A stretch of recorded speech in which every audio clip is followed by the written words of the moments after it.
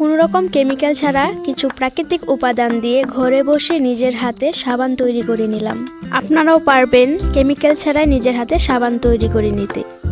তার জন্য আপনাদেরকে পুরো ভিডিওটা দেখতে হবে। সাবান বানানোর জন্য প্রথমে নিয়ে নিয়েছি নিম পাতা। নিম পাতা হচ্ছে একটা প্রাকৃতিক উপাদান আর স্বাস্থ্যের জন্য অনেকটাই ভালো।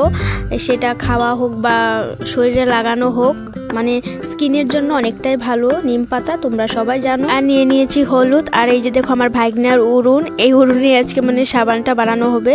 আর যেহেতু আমাদের কাছে মানে ব্লেন্ডার নেই, তার জন্য আমি এই ছেঁচনিটা নিয়ে নিয়েছি। এই ছেঁচনিতে নিম পাতা আর হলুদ থেতলে তারপর রসটা মানে বের করে নেব আর কি। শীতকালে দেখবেন আপনার স্কিন কেমন খসখসে, কেমন সাদা সাদা হয়ে যায়, সেটার জন্য অনেকটা উপকারী এই সাবানটা। তার জন্য ভাবলাম নিজের হাতে বানিয়ে নিই নিম পাতা আর হলুদ দিয়ে, কারণ হলুদ কিন্তু অনেকটাই শরীরের জন্য উপকারী। এখানে আপনাদের সাথে কথা বলতে বলতে এখানে আমার মানে নিম পাতা আর হলুদ থেতলে নেওয়া হয়ে গিয়েছে। এখন রসটা মানে বের করছি। আপনারা ছাঁকনির সাহায্যে ছেঁকে নেবেন, কারণ যেন কোনো রকমের মানে পাতা সেখানে মানে অ্যাড না হয়, তাহলে সাবানটা অনেকটা স্মুথ হবে, সুন্দর হবে আর কি, খসখসে হবে না।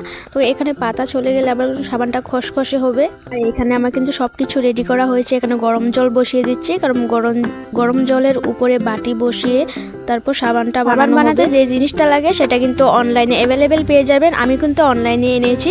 আর এখান থেকে অনেক রকমের সাবান বানাতে পারবেন, মানে ডিজাইনগুলো। আর এটার নাম হচ্ছে সুপ বেজ। আর আমি এটা 1 পিস এনেছি অর্ডার করে। তো এটা দিয়ে মানে সাবানটা বানানো হয়। তো এটা প্রথমত মানে কেটে নেব, মানে কুচি কুচি করে কেটে নেব। মানে এটা বেশি শক্তও না আবার বেশি নরমও না। সাবান বানানোর প্রসেসটা কিন্তু আমি প্রথমবার ট্রাই করছি। আমি জানি না যে সাবানটা কেমন হবে। তো একটা ফেসবুকে একটা ভিডিও দেখেছিলাম, সেটা দেখে মানে ট্রাই করা হচ্ছে আর কি। এক ধরনের বলতে গেলে এক্সপেরিমেন্ট করা হচ্ছে। তো তাই ভাবলাম তোমাদের সাথে শেয়ার করি। তো এইভাবে মানে কুচি কুচি করে মানে কেটে নিতে হবে, তাহলে মানে গরম জলের উপরে দিলে মানে তাড়াতাড়ি করে মানে গলে যাবে, মোমের মতো গলে যাবে।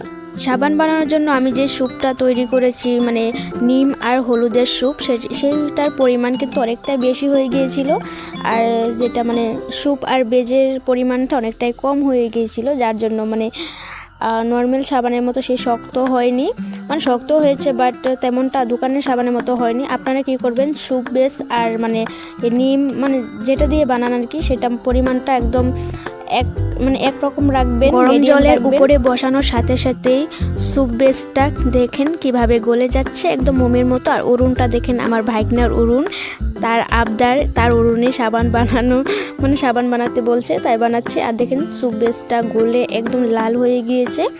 আর এইখানে দেখেন নিম আর হলুদের রসটা আমি একটু জাল করে নিচ্ছি, কারণ অনেকটা পাতলা হয়ে গিয়েছিল। তারপর দুটো মিশ্রণ একসাথে দিয়ে জাল করে নিতে হবে। তারপর একটু ঠান্ডা হলে মানে পরিমাণ মতো তারপর এইটাতে মানে ঢেলে দিতে হবে। আর দেখেন আমাদের সাবান একদম তৈরি। আর সাবান তৈরি হতে কিন্তু 4 ঘন্টা লাগে। 4 ঘন্টার পর মানে এই সাবানের শিপটা আসবে, মানে শক্ত হবে। আর দেখেন একদম পুরো রিয়েল সাবান। আপনারা ট্রাই করে দেখতে পারেন।